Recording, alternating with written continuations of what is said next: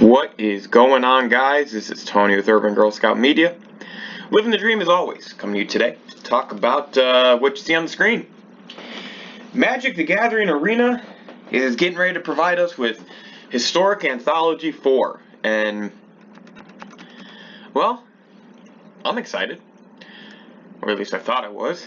Trying not to be too biased here, but as you guys will see in today's video, this is not one of the strongest historic anthologies. In fact, of the four, this is by far the worst. So let's go and get right into it. Standard bundle costs will be available, and after doing a few of these bundles, or doing a few of these anthologies now, I'm going to tell you guys, if you like a majority of the cards, this is actually a better deal than, well, I think it's a better deal than using the wild cards. It does come with 4 copies of each card. And I don't know. I think this is a better deal. Let's just leave it at that. Let's go on down and look at the cards. First, we have, so there's 25 cards coming out on March 11th. Let's talk about them. Triumphant Reckoning. So here we go with a 9-caster sorcery that basically returns everything but creatures to your battlefield from your graveyard. Little expensive, and it was featured in a Commander's Focus set. So, don't know if it's necessarily the greatest for a one-on-one historic setup, but whatever. Declaration in Stone. So this is one of the cards I think will actually be pretty good. There is some token decks. There is some decks out there that may run multiple copies of a creature, so that seems pretty good. And then Thraben Inspector. I actually was really excited about this. I think this is a pretty decent one-drop at that common slot, so definitely nothing to look over there. Let's go to the Graveyard Shenanigans next, as they're calling it. And we have Think Twice. I don't really care about it. Spider Spawning. This is one of my favorite 2-color flashback spells. I love this in most EDH decks that have green and black and have a focus on creatures. But again, I don't see EDH being a big time format on Magic Arena right now, so kind of an interesting selection. And then Adorned Pouncer. So some of these Eternalize cards, I'm curious to see if they actually start bringing these back and start giving us these, because I do think there's some people who did enjoy that kind of graveyard fun. Let's talk about some snow-related permanents. So obviously with Kaldheim coming out, everything that's happened around Kaldheim, it's pretty crazy how much the snow mechanic or permanent, whatever the fuck you want to call it, is really in across Magic. So Iceberg Cantrix, I'm excited about this. I think there's going to be some fun, albeit boring, mill decks finding their way into historic. And then Merit Lage's Slumber, very, very interesting card. And even when it came out in Modern Horizons, I thought, very, very interesting card. Getting to 10 snow permanents is going to be tough, especially if your opponent sees this on the field. So, be interested to see how that goes. Let's go on down to our next batch of cards. And I was a little confused why they paired these 3 together. I mean, I understand the Cavalier gets a bump from equipment, but it was still a little weird. Sword of Body and Mind, this is by far my favorite card that's being put into this historic anthology and will find its way into many, many of my decks. Goblin, Cavalier, so there's a few red cards now that get pumps for equipments and auras and things like that, so keep your eye out for that. And then Bone Splitter is just a really good, really cheap equipment. And just does a lot of good things at 2 total between the cost and the equip cost.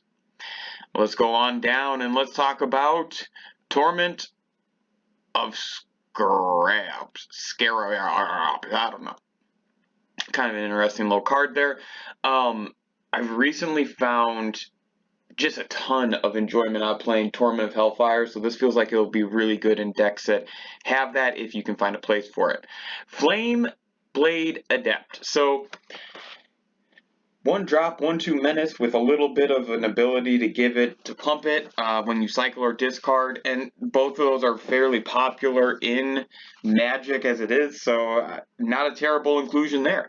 And then Faith of the Devoted, I really like this card. If we can get a little bit more cycle decks in the historic format, I mean, these are two cards right here that could be troublesome. Let's move on to elves. So elves continue to be really, really powerful. Commander Legends and Kaldheim really gave us a lot of support for elves. So we see from Commander Legends, we have Abomination of Llanowar. That's a really good card. And then Liz, Alana, Huntmasters. You're going to get a little extra value out of casting those elf spells. Both these are really good. I expect at least Abomination of Llanowar to be a thing in the format for elf decks. Let's talk about some artifacts. So here we go. Inspiring Statuary, sorry, I can't talk apparently. I never really bought into, or never really played a lot of the improvised cards. It is a good ability, but it's just something it never really was something that sunk in for me. Cold Steel Heart, definitely an older card that we used to use for a while to help mana fix in multicolored decks. I really like that. And then Blinkmoth Nexus, possibly the second favorite card of mine in this set, in this anthology that they're releasing. I think that's going to be a good card in a few different decks. Let's go on down to a couple of interesting cards. First, Hamza, Guardian of Arashin. It's a pretty expensive creature. Does have an ability to reduce its cost and reduce other creatures' costs. That's kind of cool. And then Emit Eternal. So I will admit that for Emit, I thought this was going to be a pretty cool and powerful card during Hour of Devastation. My reasoning being was that Afflict 3 really does add up with only 1 or 2 counters on them. But for a 5/5 and the abilities that it has, I still like this card. I don't know exactly where I'll place it in Historic. It's going to be a casual deck card for sure. So here we go, getting down to the final bits and pieces. We have Sawtusk Demolisher. So something from the Ikoria Commander sets, I believe. And it's just a Trample Mutate card. It is pretty cool that they brought something that should have already been included and put it in. Harmless Offering, I know a lot of people really like this card. I don't care for it one bit.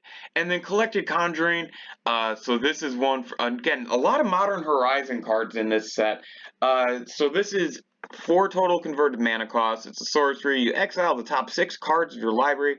You may cast up to 2 sorcery spells with mana value 3 or less among them without paying their mana cost. Put the exiled cards not cast this way on the bottom of your library in a random order.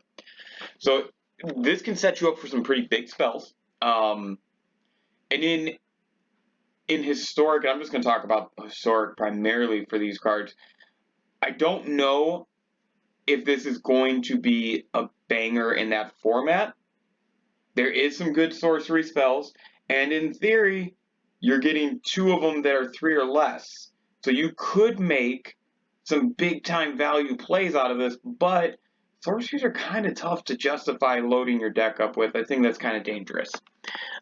Again, this is another card in this anthology set that I think is going to be really good for kind of the casual direct game matches between friends and things like that, just because of the fact that I don't think there's enough sorceries that you're going to consistently get value off that card.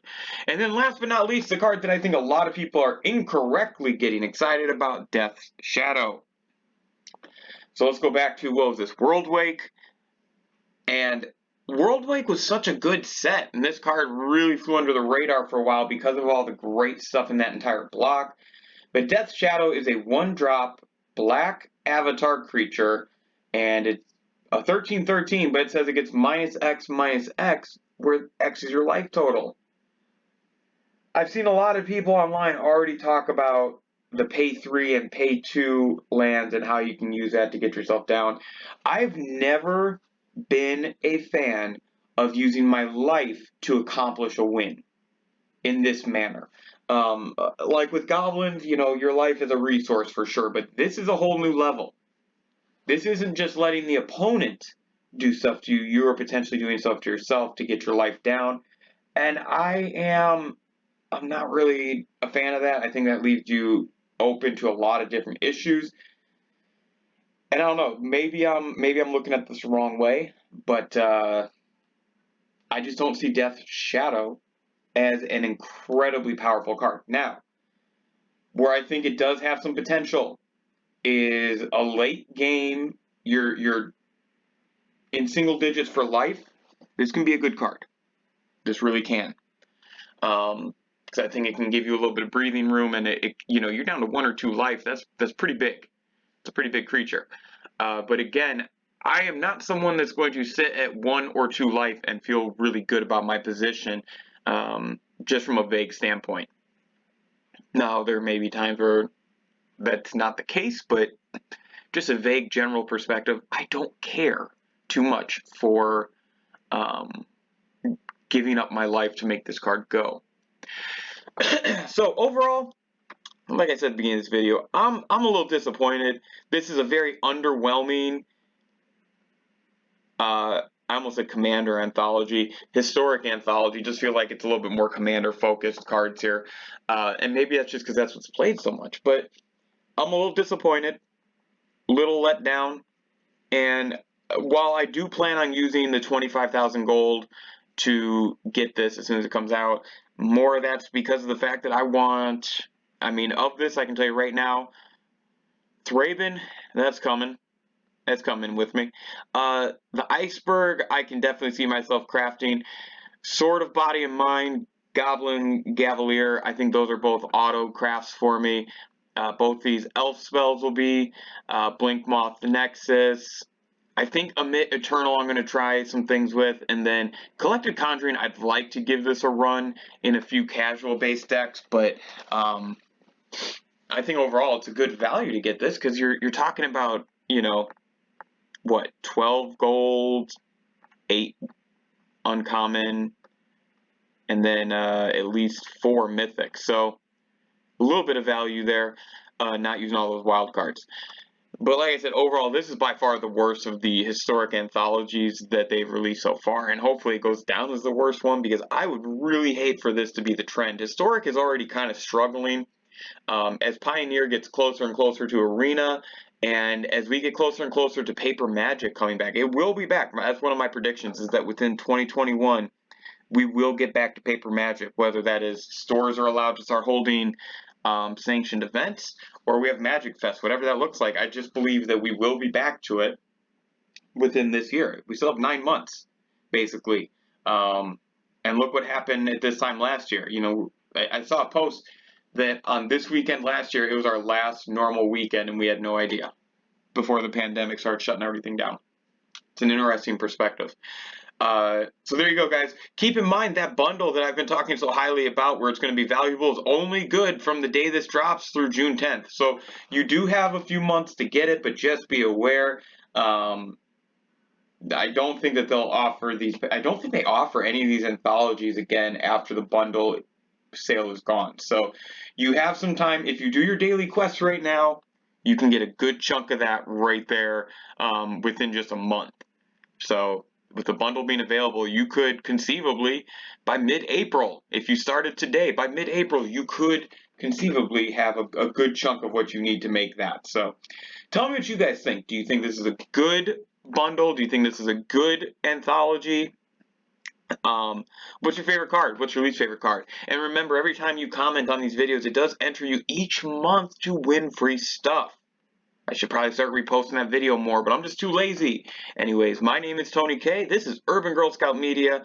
Living the dream as always, and sort of meh on Historic Anthology 3. 4. Oof. Jesus. Historic Anthology 4.